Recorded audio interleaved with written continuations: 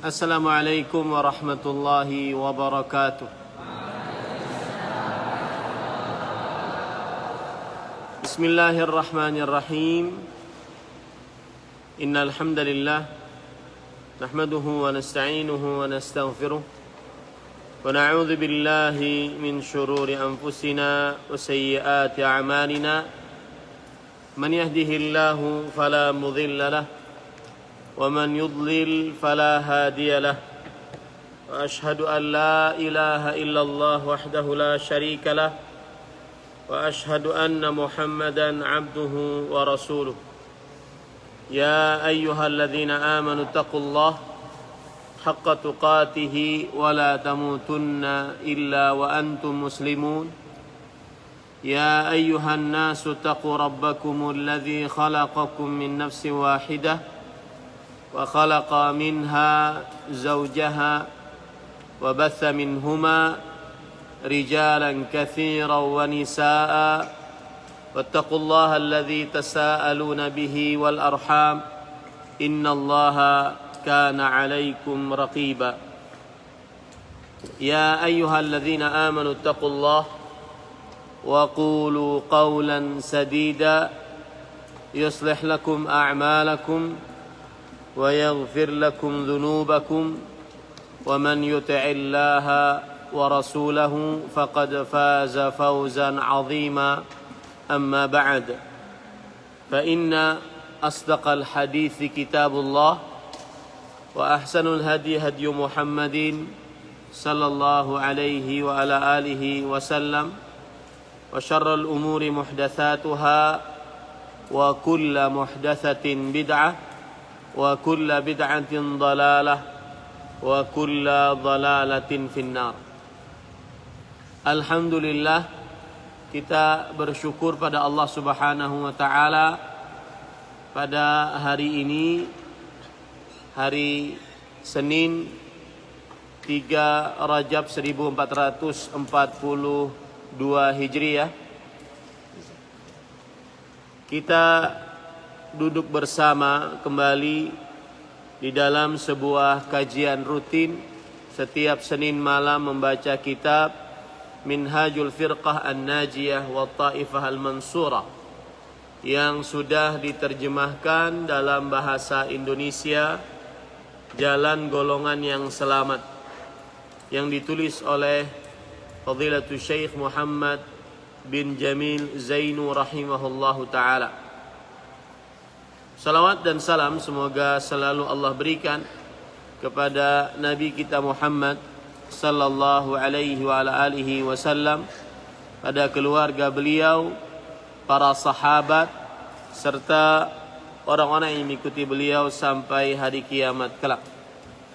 Dengan nama-nama Allah yang husna dan sifat-sifatnya yang ulia, kita berdoa, Allahumma inna nas'aluka ilman nafi'an wa rizqan tayyiban wa amalan mutaqabbala. Allahumma amin. Pada pertemuan sebelumnya kita sudah membaca bab yang kedua, yaitu Manhajul Firqah An-Najiyah, metode golongan yang selamat. Dan kita sudah sampai kepada metode yang ke-12. Metode maksudnya adalah jalan yang jelas dari jalannya orang-orang yang selamat. Dan pada metode yang ke-12 penulis mengatakan, Al-firqatun najiyatu tad'ul muslimina jami'an ilal jihadi fi sabilillah. Golongan yang selamat mengajak seluruh kaum muslimin berjihad di jalan Allah. Apa itu jihad? Jihad. Ma huwal jihad? Jihad, apa itu jihad?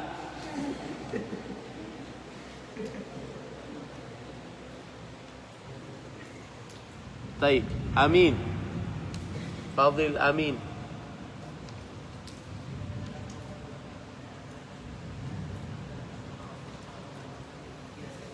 Jihad adalah memperjuangkan agama Allah Subhanahu wa taala, agar agama Allah selalu tegak atau nampak.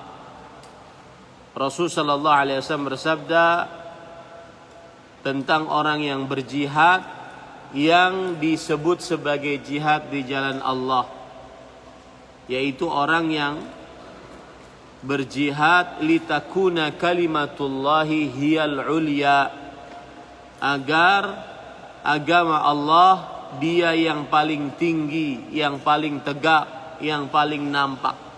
Itu jihad. Jihad yang sudah kita pelajari hukumnya, contohnya apa? Jihad yang sudah kita pelajari contohnya apa? Yang paling belakang, abid nur, abid ulia. Nggak kedengeran? Baik.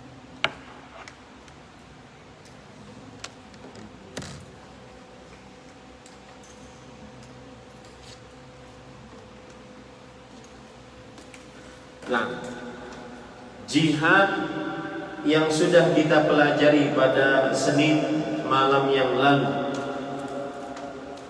apa? Abidul ya.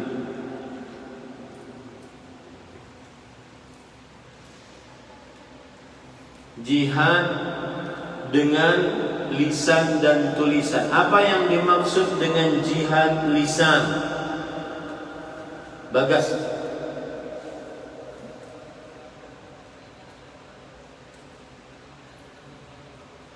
Yaitu menjelaskan kepada umat Islam atau umat yang lainnya tentang ajaran agama Islam yang sahih.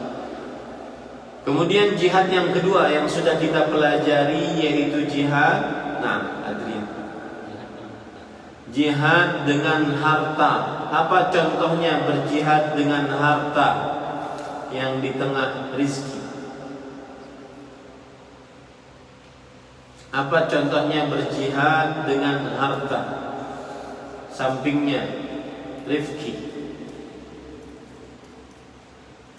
sampingnya kiri rayyan. Apa contohnya berjihad dengan harta? Sampingnya mulki najib, bersedekah. Bersedekah, berjihad dengan harta. Mana yang dipilih menjadi orang kaya yang bersyukur atau orang miskin yang bersabar? Khalid al-Bahr. Aina takhtar ya Khalid? Al-ghani al-shakir, ma turid al-faqir al-sabir? Ada yang ingin al-faqir al-sabir, fakir bersabar? Gak mau? 500 tahun masuk surga sebelum orang kaya bersama Rasulullah sallallahu alaihi wasallam. Kalian memang cinta dunia. Tapi sudah kita jelaskan bahwasanya kata Syekhul Islam Ibnu Taimiyah rahimahullah, al-ghaniyyu syakir wal faqirus sabir mutasawiyan la yufarraqu bainahuma illa bittaqwa. Yang artinya orang kaya yang bersyukur dan orang miskin yang bersabar sama di dalam derajat. Idza istawaya fit taqwa istawaya fid darajah. Jika sama di dalam ketakwaan, maka sama di dalam tingkatan. Tidak dibedakan antara keduanya kecuali dengan ketakwaan. Baik. Sekarang kita masuk kepada jihad yang ketiga. Al-jihadu bin nafs wa yakunu bil qitali wal ishtiraki fil ma'ariki li nusratil Islam wa litakuna kalimatullahi hiyal 'ulya wa kalimatul ladzina kafaru hiya sufla وقد أشار الرسول صلى الله عليه وسلم إلى هذه الأنواع فقال جاهدوا المشركين بأموالكم وأنفسكم وألسنتكم صحيح رواه أبو داود. Nah. Ketiga, jihad dengan jiwa, yaitu bertempur dan ikut berpartisipasi di medan peperangan untuk kemenangan Islam dan agar kalimat Allah la ilaha illallah tetap jaya, sedang kalimat orang-orang kafir menjadi hina. Dalam hubungannya dengan ketiga perincian di jihad di atas, Rasulullah SAW mengisyaratkan dalam sabdanya, jahidul musyrikin bi amwalikum wa anfusikum wa alsinatikum. Perangilah orang-orang musyrik itu dengan harta, jiwa dan lisan. Hadis riwayat Abu Dawud, hadis sahih. Jihad yang ketiga itu jihad dengan jiwa. Jiwa maksudnya nyawa, yaitu bertempur dan ikut berpartisipasi di medan peperangan untuk kemenangan Islam. Dan hukum jihad yang seperti ini, berjihad dengan nyawa, hukumnya antara dua hukum. Yang pertama yaitu fardu ain, dan yang kedua yaitu fardu kifayah. Sebagaimana yang disebutkan, kita baca dulu. Jihad dengan jiwa, yaitu bertempur dan ikut berpartisipasi di medan peperangan untuk kemenangan Islam, dan agar kalimat Allah la ilaha illallah tetap jaya, sedangkan kalimat orang-orang kafir menjadi hina. Dalam hubungannya dengan ketiga perincian jihad di atas, Rasul sallallahu alaihi wasallam mengisyaratkan dengan sabdanya, perangilah orang-orang musyrik itu dengan harta, jiwa dan lisan. Lihat di situ Rasul sallallahu alaihi wasallam menyebutkan tiga: harta, jiwa dan lisan. Dan ini juga menunjukkan bahwasanya berjihad dengan harta adalah utama. Berjihad dengan harta adalah utama. Kenapa demikian? Karena disebutkan di awal berjihad dengan harta. Dan contoh berjihad dengan harta yaitu dengan membiayai para tentara kaum muslimin untuk berjihad dengan harta, sebagaimana dilakukan oleh Utsman bin Affan radhiyallahu anhu. Kemudian juga dilakukan oleh sahabat-sahabat yang lain, di antaranya Abdurrahman bin Auf. Semuanya berjihad dengan harta.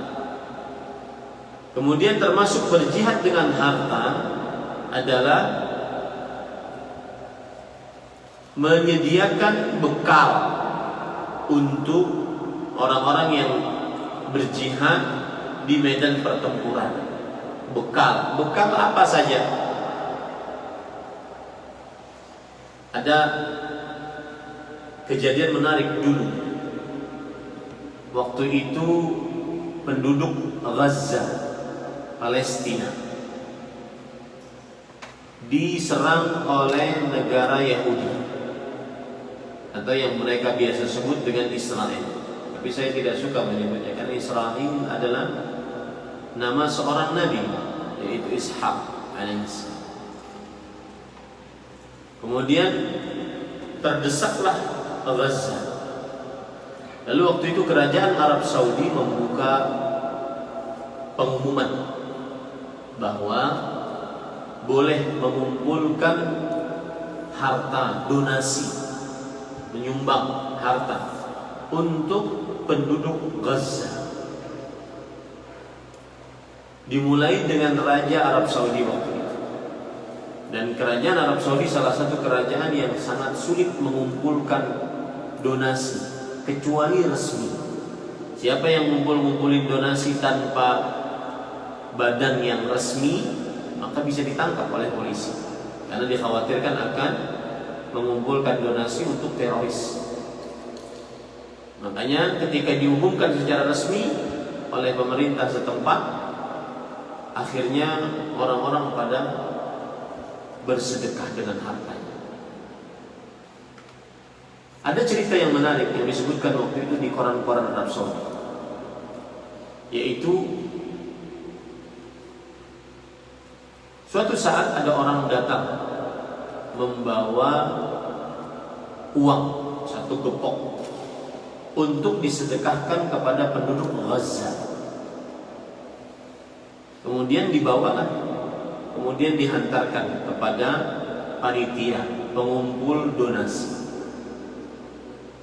Tetapi ketika diberikan uang itu penuh dengan darah. Kemudian panitia donasi mengatakan, terima kasih, jazakallahu khairan, semoga amal ibadahnya diterima. Ini kami akan salurkan kepada penduduk Gaza. Akhirnya kemudian panitia tersebut bertanya, tapi mohon maaf, ini kenapa duitnya penuh dengan darah? Maka kata yang membawa, ini bukan uang saya, tetapi ini adalah uang seorang yang ingin menginfakkan hartanya untuk berjihad, menolong penduduk Gaza di Palestina. Tetapi di tengah jalan dia terjadi tabrakan, dan ketika sebelum meninggal dia berpesan kepada saya untuk membawakan uang dia untuk donasi penduduk Gaza. Nah, ini termasuk daripada berjihad dengan harta, yaitu membekali orang-orang yang sedang berjihad. Perangilah orang-orang yang musyrik itu dengan harta, jiwa. Jiwa maksudnya nyawa. Sebagaimana yang terjadi pada peperangan-peperangan yang dilakukan oleh Rasulullah SAW, seperti perang Badar, perang Uhud, perang Khandaq, perang Ahzab, perang Hunain, perang Khaybar, dan perang-perang lainnya yang dilakukan oleh Rasulullah SAW. Ini namanya al-jihad bin nafs, yaitu perang dengan jiwa. Dan lisan sudah kita jelaskan tadi, menjelaskan agama Islam dengan sebaik-baik. Termasuk di dalamnya kejadian dulu ketika negara Denmark menghina Rasulullah SAW dengan karikaturnya yang sangat buruk. Maka salah satu bentuk jihad pada saat itu adalah membela Rasulullah SAW. Dan salah satu bentuk jihad membela Rasulullah SAW yang paling baik saat itu adalah bukan dengan demo, tetapi dengan menjelaskan hakikat pribadi Rasulullah SAW. Maka banyaklah ditulis-tulis sejarah Rasulullah SAW dengan berbagai macam versi, dengan berbagai macam bahasa. Ini jihad. Makanya menuntut ilmu agar nantinya bisa menjelaskan Islam yang benar pada kaum muslimin, ini jihad di jalan Allah Subhanahu wa taala. Nah, kemudian penulis hafizah rahimahullah taala berkata, wa hukmul jihadi fi sabilillah ala anwa'.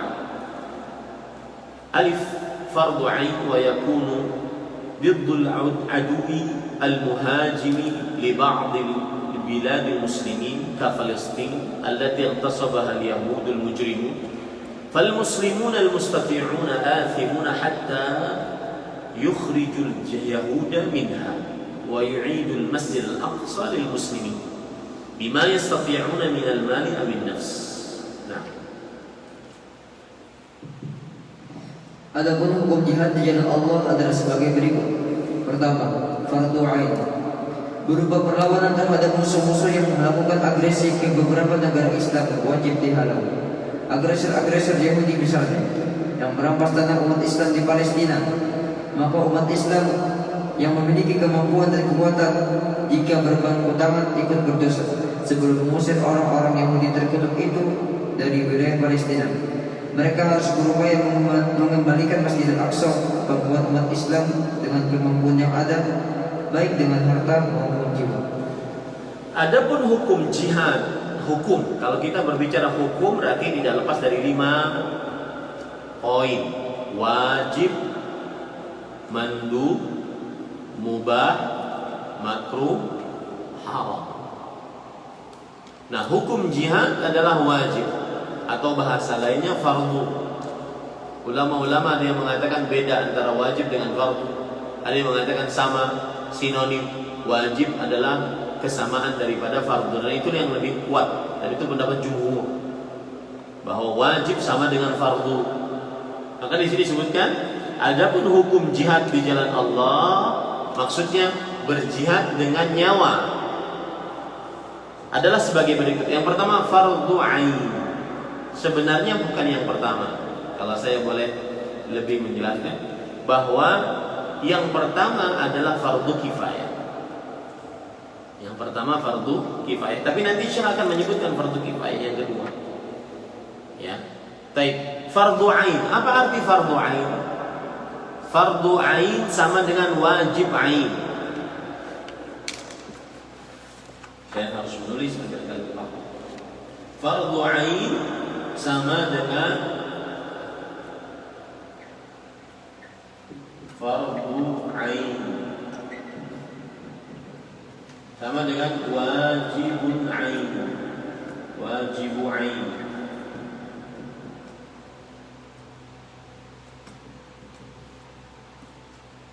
Fardu atau wajib artinya adalah ma amara bihi syari' amran jazim ustuhiqqa bil 'adabi tarikuhu 'amdan mutlaqan. Segala sesuatu yang diperintahkan oleh syariat dengan perintah yang keras, itu arti fardu atau arti wajib. Segala sesuatu yang diperintahkan dengan keras atau tegas, ustuhiqqa bil 'adabi tarikuhu 'amdan, diancam atau berhak mendapat siksa siapa yang meninggalkannya dengan sengaja.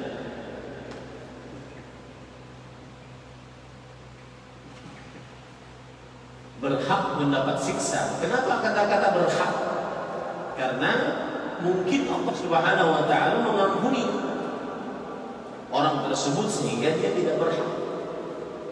Makanya berhak ini bisa diganti juga dengan diancam. Mendapat siksa siapa yang meninggalkannya dengan sengaja. Kenapa hanya diancam? Karena mungkin Allah Subhanahu wa taala mengampuninya. Ya, diancam dengan siksa siapa yang meninggalkannya dengan sengaja.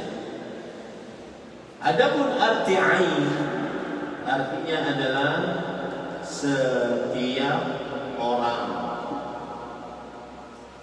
Maka ketika kita katakan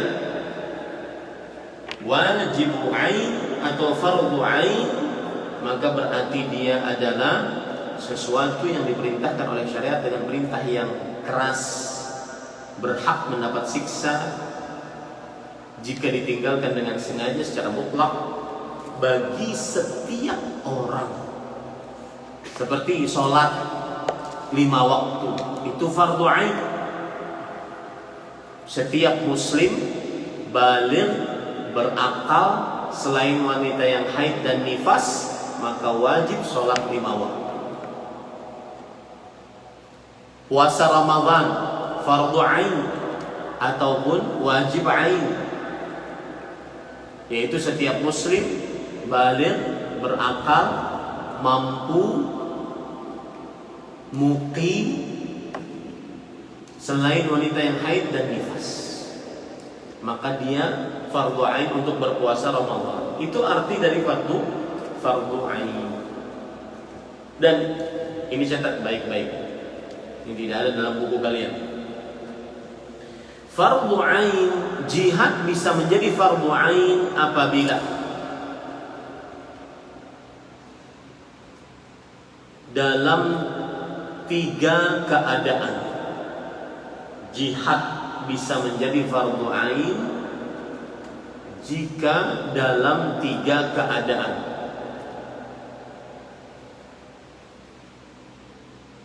Yang pertama, jika sudah di medan pertempuran. Nah, ini haram kabur. Yang pertama, jika sudah di medan pertempuran, ya, ini haram kabur. Tidak seperti yang dilakukan oleh siapa? Orang-orang munafik saat peperangan Uhud. Mereka kabur. Itu kebiasaan. Yang kabur dari medan pertempuran, pengecut, itu orang munafik. Dan sejarah membuktikan. Ini keadaan pertama, jihad dengan nyawa, fardu ain. Keadaan yang kedua, jika musuh menyerang negara kaum muslimin. Fadri tidak menulis? Hah? Apa yang ditulis? Saya sudah menyebutkan 2. Sebutkan. Apa yang ditulis? Belum? Nah, kan? Jangan bengong. Yang kedua adalah jika musuh menyerang negara kaum muslimin, maka wajib mempertahankan negara kaum muslimin. Tidak boleh menyerah. Wajib mempertahankan. Apabila ada orang menyerang negara kaum muslimin, terutama penduduk yang hidup di negara itu, dia wajib untuk mempertahankan negara kaum muslimin. Seperti misalkan kita di Indonesia diserang oleh orang kafir, musuh-musuh kaum muslimin menyerang negara Indonesia yang negara muslim ini, maka kemudian kita wajib untuk mempertahankan negara kita. Taib, kalau seandainya terjadi peperangan di Irak, di Palestina, di Suriah, wajibkah kita? Maka jawabannya tidak. Kenapa? Karena kita bukan penduduk Irak, bukan penduduk Suriah atau Palestina. Yang wajib adalah mana?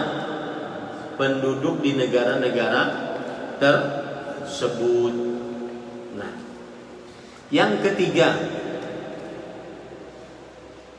wajib untuk berjihad dan hukumnya fardhu ain apabila diminta oleh pemerintah. Apabila diminta oleh pemerintah untuk berjihad, artinya diajak oleh pemerintah untuk berjihad.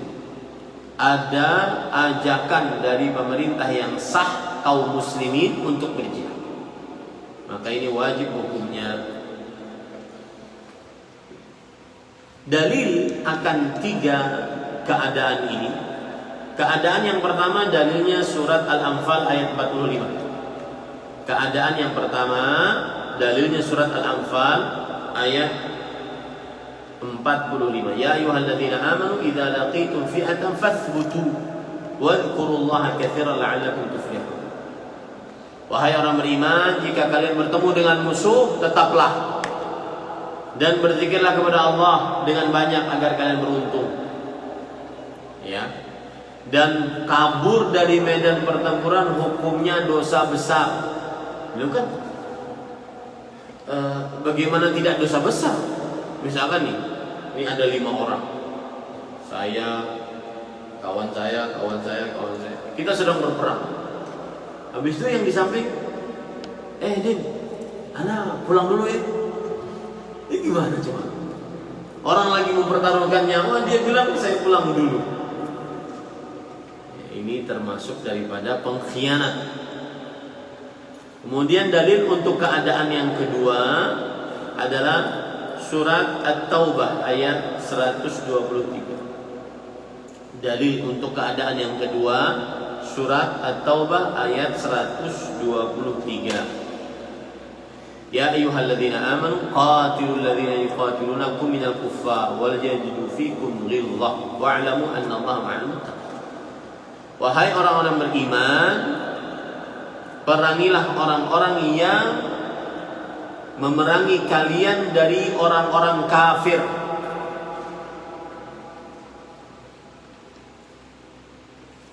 Yang mendatangi kalian, alladzina yalunakum minal kuffar, yang mendatangi kalian. Ini wajib untuk kita perangi, lawan, harus dilawan. Kalau taruhannya nyawa, hanya pengkhianat yang tidak melawan. Ya. Yang ketiga, yaitu keadaan yang ketiga apa tadi? Apabila diminta oleh pemerintah penguasa setempat kaum muslimin yang sah. Dalilnya adalah surat At-Taubah ayat 41. Surat At-Taubah ayat 41. Allah Subhanahu wa taala berfirman, "Infiru khifafan." Ayat apa? Ya, surat At-Taubah ayat 41. "Infiru khifafan wa thiqalan wa jahidu bi amwalikum wa anfusikum fi sabilillah, dzalikum khairul lakum in kuntum ta'lamun." Artinya, pergilah kalian baik dalam keadaan membawa bekal, tidak bawa bekal, pergi kalau sudah diminta oleh pemerintah muslim yang sah untuk berjihad. Begitu juga dalil yang lain, surat At-Taubah ayat 38. At-Taubah ayat 38. Ya ayyuhalladzina amanu ma lakum idza qila lakum infiru fi sabilillahi thaqaltum araditum bil hayatid dunya min al-akhirah fama mata'ul hayatid dunya fil akhirati illa qalil. Wahai orang-orang beriman, kenapa kalian jika dikatakan kepada kalian, ayo keluar untuk berjihad, kalian merasa berat? Apakah kalian lebih rela dengan kehidupan dunia dibandingkan kehidupan akhirat? Sungguh, tidaklah kehidupan dunia dibandingkan kehidupan akhirat kecuali hanya sedikit saja. Ini hebat ya, hamdulillah. Nah, itu namanya jihad fardu ain. Hukum berjihad yang pertama fardu ain, yaitu sesuatu yang diperintahkan oleh syariat dengan perintah yang tegas, berhak mendapatkan siksa jika ditinggalkan dengan sengaja atas setiap kaum muslimin. Tetapi jihad fardu ain ini ya nanti mempunyai syarat-syarat, nanti kita akan belajar kalau seandainya bab jihad. Nah, kemudian penulis mengatakan berupa perlawanan terhadap musuh-musuh yang melakukan agresi ke beberapa negara Islam wajib dihalau. Lihat ini kan, ini termasuk daripada keadaan yang mana? Apabila ada kaum kafirin melakukan agresi, agresi itu penyerangan ke beberapa negara Islam. Ini keadaan yang mana? Yang keberapa? Yang kedua. Wajib dihalau. Agresor-agresor Yahudi misalkan, penyerang-penyerang dari kaum Yahudi, pemberontak, penjajah dari kaum Yahudi. Misalnya Yahudi itu adalah dari keturunan Yahuda. Yahudi adalah keturunan dari Yahuda. Ada seorang bernama siapa? Yahuda. Itu keturunan dari Yahuda yang merampas tanah umat Islam di Palestina. Palestina ada di negeri Syam, dan Palestina adalah penduduk yang paling berhak atas tanah Palestina dengan ibu kota Baitul Maqdis atau Al-Quds. Maka umat Islam yang memiliki kemampuan dan kekuatan, jika berpangku tangan ikut berdosa sebelum mengusir orang-orang Yahudi terkutuk itu dari wilayah Palestina. Mereka harus berupaya mengembalikan Masjidil Aqsa ke pangkuan umat Islam dengan kemampuan yang ada, baik dengan harta maupun jiwa. Masjidil Aqsa adalah sebuah daerah yang luasnya sekitar 1,4 hektar. Perhatikan.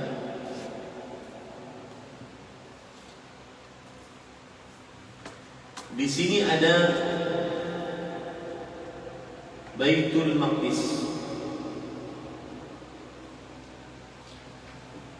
Baitul Maqdis adalah tempat yang mana Nabi Muhammad SAW sholat di situ ketika beliau melakukan Isra. Allah berfirman, Subhanalladzi asra bi'abdihi lailan minal masjidil haram ilal masjidil aqsa. Maha suci Allah yang telah mengisrakan hambanya Nabi Muhammad SAW dari Masjidil Haram ke Masjidil Aqsa. Masjidil Aqsa di mana?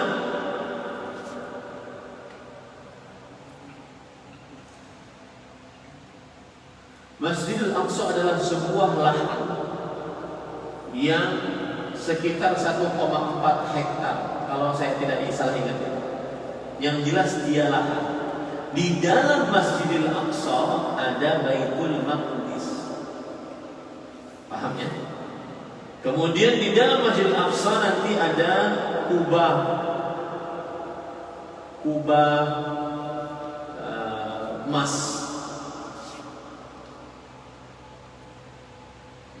Ini sebenarnya bukan Baitul Maqdis. Ya, yang ini kubah emas. Yang Baitul Maqdis adalah ini. Tetapi orang-orang kaum muslimin sekarang kenalnya Baitul Maqdis yang berkubah emas. Nah, ini sebenarnya kekeliruan data sejarah. Nabi Muhammad SAW sholat ketika Isra mengimami para nabi dan para rasul di Baitul Maqdis, di dalam Masjidil Aqsa. Paham ini? Dinding ratapan yang dimiliki oleh Yahudi di sini, yang mereka meratap. Kalau kalian lihat foto mereka, ya, dinding ratapannya di sebelah sini.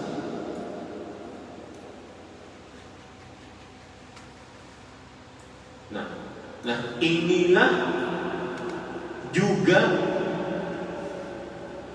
Masjidil Aqsa di dalam sebuah kota namanya Al-Quds.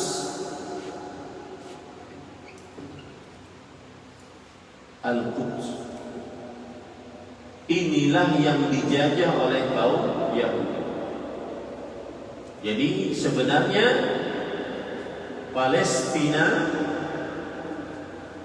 sebuah negara yang beribu kota Al-Quds. Salah satu daerah Palestina adalah Gaza. Dan ini Gaza daerah yang paling dekat dengan Al-Quds. Paham? Paham sekarang? Jadi jangan sampai salah. Apa bedanya Masjid Al-Aqsa dengan Baitul Maqdis? Masjidil Aqsa adalah sebuah lahan sekitar 1,4 hektar.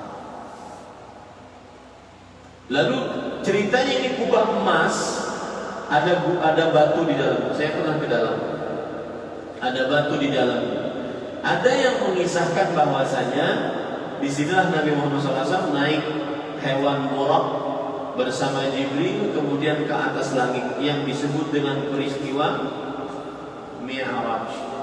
Tetapi riwayat ini tidak kuat. Yang jelas Nabi Muhammad SAW beliau berisra ke Masjidil Aqsa, kemudian dari Masjidil Aqsa ke Sidratul Muntaha bermi'raj. Adapun ini belum ada riwayat yang kuat. Allahu a'lam. Itu kisah daripada Masjidil Aqsa. Di dalam sini masih disebut oleh kaum muslimin, apabila Masjidil Aqsa sudah semegah dan semewah Masjidil Haram, Masjid Nabawi, terjadilah kiamat. Dan memang Masjidil Aqsa atau Baitul Maqdis lebih tepatnya, dia masjid yang seperti sudah lama, peninggalan lama. Saya pas waktu ke sana terasa sekali memang Masjidil Aqsa adalah tanah para nabi. Jadi ketika kaum muslimin mengerjakan sholat subuh, kaum muslimin adalah kaum yang paling semangat beribadah kepada Allah. Subuh sudah beribadah kepada Allah. Kita selesai sholat subuh, baru di sini ada lonceng, teng. Itu agamanya apa? Nasrani. Di sini ada trompet. Itu agamanya apa? Ya, Yahudi. Jadi terasa sekali.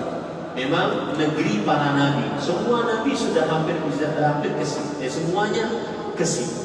Dari mulai Nabi Ibrahim sampai Nabi Muhammad SAW.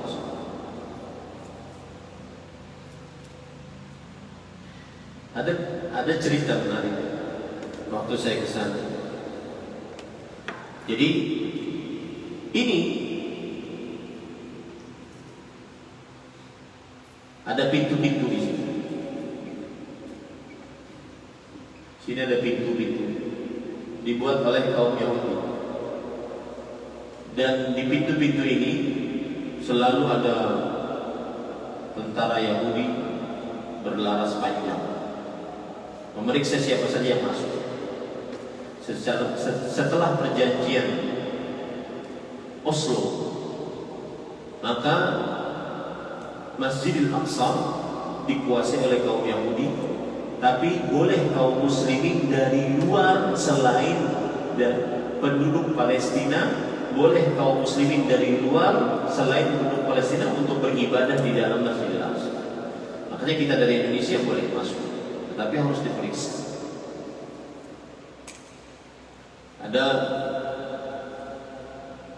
Dan menariknya, sebenarnya itu tentara-tentara Yahudi sedang menjaga kaum muslimin untuk beribadah. Kenapa kaum muslimin boleh masuk ke dalam Masjidil Aqsa hampir 24 jam? Hampir 24 jam. Ya, karena jam 10 malam ditutup, nanti jam 2 atau jam 3 pagi dibuka lagi. Hampir 24 jam. Setiap kaum muslimin boleh masuk, kecuali penduduk Palestina. Mereka bermusuhan dengan penduduk Palestina. Jadi sebenarnya mereka menjagai kaum muslimin yang sedang beribadah di sini. Paham sampai sini? Sedangkan kaum Nasrani yang ingin beribadah dan kaum Yahudi yang ingin beribadah di sini, ya, kaum Nasrani biasa masuk sini, biasa masuk ke dalam sini, karena mereka juga beragama Nasrani dan Nabi mereka Nabi Isa. Nabi Isa juga pernah di sini. Makanya mereka menjadikan Baitul Maqdis juga tempat ibadah mereka. Tetapi bedanya dengan kaum muslimin kalau datang ke sini ibadah, sholat, baca Quran, dan doa. Karena sholat di sini senilai dengan 250 sholat. Sholat di Masjidil Aqsa senilai dengan 250 sholat. Nah, sedangkan kaum Nasrani kalau datang sana mereka rekreasi, lihat-lihat, foto-foto, beda. Ya. Kemudian disebutkan di sini juga ada batu-batu yang digunakan untuk menambatkan buruk. Allahu a'lam benar atau tidak, yang jelas di situ disebutkan ada. Jadi ceritanya saya pagi-pagi subuh, sebelum subuh, 1 jam sebelum subuh, saya jalan dari hotel, kemudian masuk lewat sini, jaga oleh where is your passport? Mana paspor? Saya waktu itu sama dengan orang-orang dari Tamil, Sri Lanka. Bersama itu maksudnya sama-sama masuk, ya.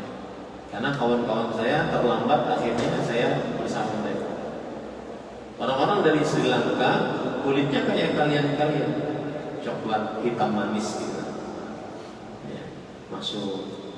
Semuanya diperbolehkan masuk. Pas saya ditahan. Karena saya begini kan, beda sendiri kulitnya. Luar dari kamu dari mana? Saya bilang Indonesia. Saya orang Indonesia. Kok bisa? Kulitmu bukan menunjukkan orang Indonesia. Habis itu saya keluarkan paspor. Deg-degan juga karena ini senjata laras panjang langsung. Ya. Akhirnya bisa. Kemudian di sini orang-orang pintu khusus karena ini kan di sini pintu khusus karena ini kan tempat Yahudi beribadah. Mereka sangat menjaga keamanan penganut mereka. Maka saya bisa masuk di sini gara-gara kulit itu. Karena kulitnya sama dengan mereka. Ya. Ini para ikhwan.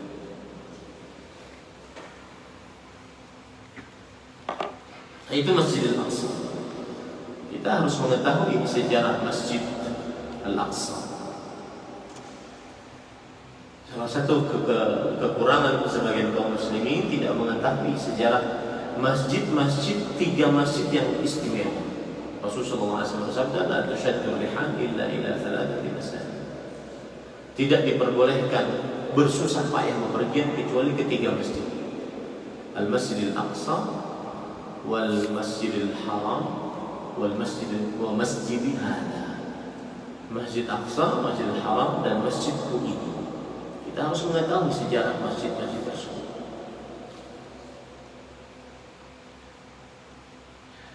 Mereka harus berupaya mengembalikan Masjid Al-Aqsa ke pangkuan umat Islam dengan kemampuan yang ada, baik dengan harta maupun jiwa. Nah, kita lanjutkan sedikit lagi.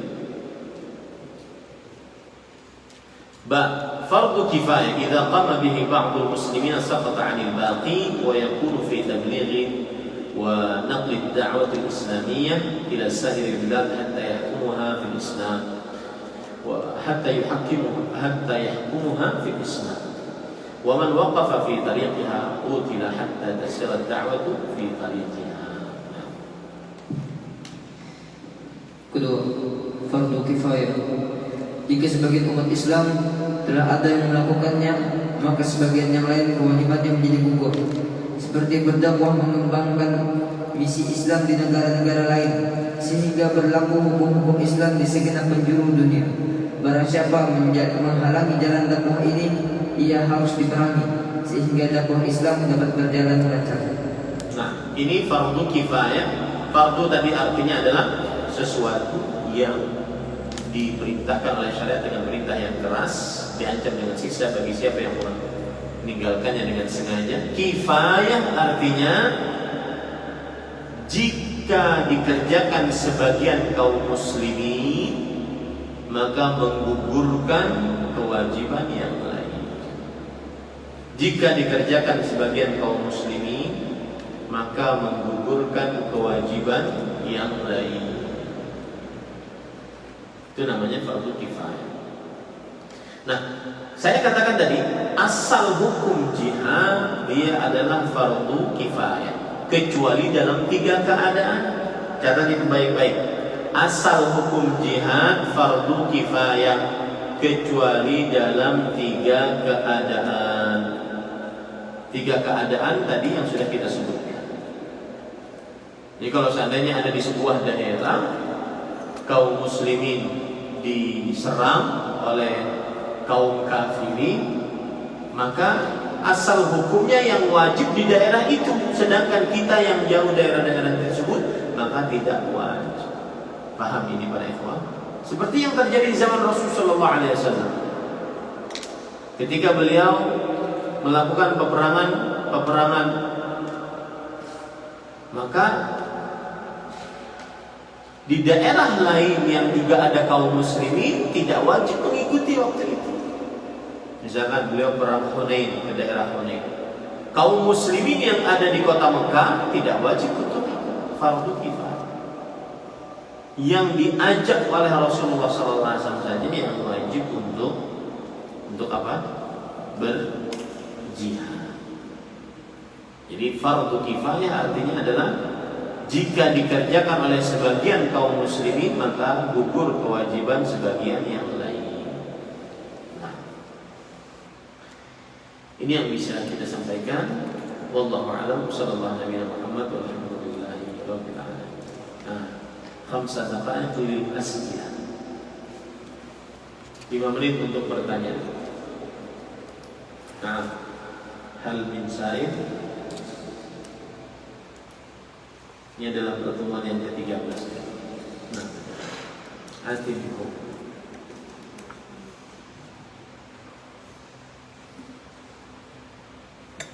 Tafadhal.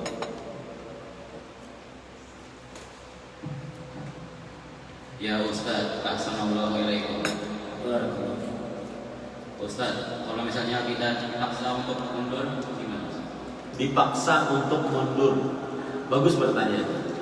Mundur saat berperang ada yang dibolehkan. Seperti kejadian sebagian orang saat berperang bersama Rasulullah SAW mereka mundur. Untuk apa? Untuk bergabung dengan kaum muslimin yang lain. Nah, ini diperbolehkan. Jadi kalau seandainya dipaksa mundur untuk bergabung dengan kaum muslimin yang lain, diperbolehkan. Itu satu. Yang kedua, jika yang memaksa tersebut adalah pemimpin perang, artinya kaum muslimin diperintahkan untuk mundur semuanya, maka ini yang diperbolehkan. Tidak mengapa, asalkan diperintahkan oleh pemimpin kaum muslimin seluruhnya. Allah berfirman di dalam surat Al-Anfal ayat 15-16, ya ayyuhalladzina amanu idza laqitumul ladzina kafaru zahfan fala tuwalluhumul adbar wa may yuwallihim yawma idzin duburahu illa mutaharrifan lil qital aw mutahayyizan ila fi'ah. Siapa yang kabur dari medan pertempuran, maka dia akan mendapatkan murka Allah dan tempatnya neraka jahanam. Makanya kabur dari medan pertempuran itu dosa besar. Dalilnya surah Al-Anfal ayat 15-16. Kecuali dua, mutaharrifan lil qital, untuk siasat perang, atau mutahayyizan ila fi'ah, atau bergabung dengan kaum muslimin yang lain dan kebetulan dia berada di belakang, atau kebetulan dia berada di daerah lain. Apa boleh? Paham ini? Nah, jadi kalau seandainya dipaksa oleh pemimpin perang, maka tidak mengapa. Kalau seandainya dipaksa oleh pemimpin perang, maka tidak mengapa, karena tujuannya untuk mencari kekuatan, untuk mencari kekuatan. Wallahu a'lam. Nah, ada lagi yang bertanya? Baqiya 3 daqaiq.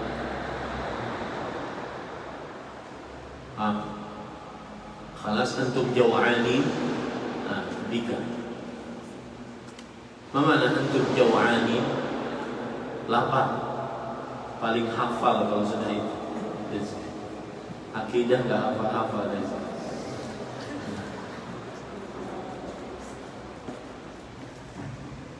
Ya Ustaz, assalamualaikum. Barakallah. Ustaz, waktu di sini dijelaskan pemerintah yang muslim yang sah fardu ain. Kalau muslim kafir yang mau untuk berjihad, apakah tetap fardu ain? Bagus pertanyaannya.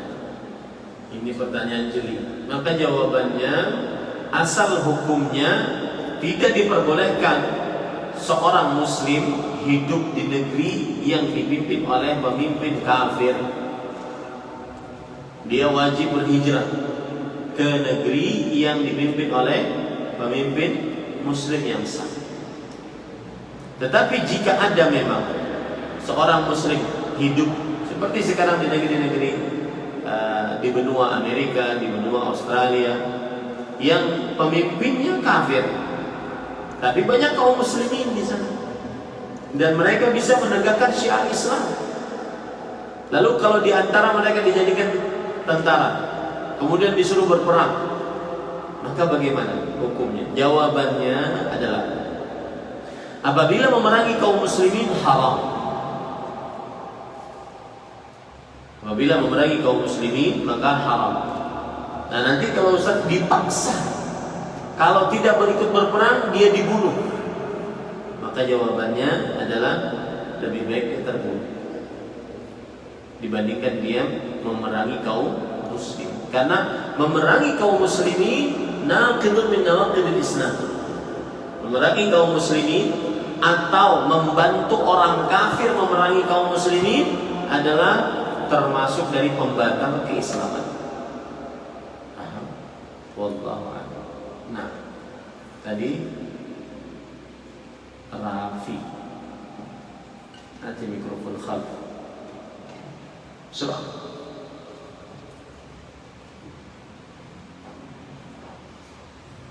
Ya Ustaz, assalamualaikum. Barakallahu. Ustaz, misalkan kita disuruh pemerintah Islam yang sah untuk berjihad, terus kita tuh sakit, Ustaz, yang mengancam nyawa, apakah tetap wajib untuk berjihad atau enggak? Dalam keadaan yang terpaksa maka akan diangkat hukum tersebut. Seperti kita kan wajib berpuasa, tapi boleh tidak berpuasa ketika kita dalam keadaan sakit. Faman kana minkum maridun aw 'ala safar fa iddatun min ayyamin ukhra. Siapa di antara kalian sakit atau bepergian maka boleh tidak berpuasa dan diganti di lain hari. Begitu juga kewajiban berjihad. Kalau sakit yang mengancam nyawa maka boleh dia tidak ikut. Di zaman Rasulullah SAW banyak yang tidak ikut berjihad. Padahal dia wajib karena Rasulullah SAW memerintahkan untuk keluar berjihad. Seperti anak kecil, orang tua, perempuan, orang lemah, orang sakit, maka tidak mengapa, berarti mereka adalah ma'dzur, diberikan ma'dzur. Kata wajib ini berkaitan dengan orang yang sanggup mampu dan dia baligh, karena berjihad harus baligh. Kalau belum baligh maka tidak boleh berjihad atau tidak wajib untuk berjihad. Di zaman Rasulullah SAW yang umurnya 14 tahun tidak boleh ikut perang Uhud. Ya, ketika umur 15 tahun baru para sahabat diperbolehkan untuk berjihad. Ada kejadian menarik di peperangan Badar. Banyak tawanan orang-orang kafir Quraisy. Maka kemudian yang umurnya sudah balik maka dipenggal atau dimintai upeti. Sedangkan yang belum balik maka dilepaskan. Mengetahui balik atau tidak balik bagaimana? Dilihat kemaluannya. Kenapa ketahuannya? Ya. Apabila keluar bulu-bulu di tengah kemaluannya, di kemaluannya, sekitar kemaluannya, maka berarti dia sudah balik. Maka kalau sudah balik, dia dipenggal atau dimintai upeti. Paham ini? Nah, ini cara menentukan kebalikan. Semestinya kami sudah belajar ketika fikih. Wallahu a'lam. Ini kira-kira yang bisa kita sampaikan. Kita cukupkan dengan kafaratul majlis. Subhanallahi wa bihamdihi, asyhadu an la ilaha illa anta, astaghfiruka wa atubu ilaik. Sallallahu alaihi wa sallam. Walhamdulillahirabbil alamin. Wassalamu alaikum warahmatullahi wabarakatuh.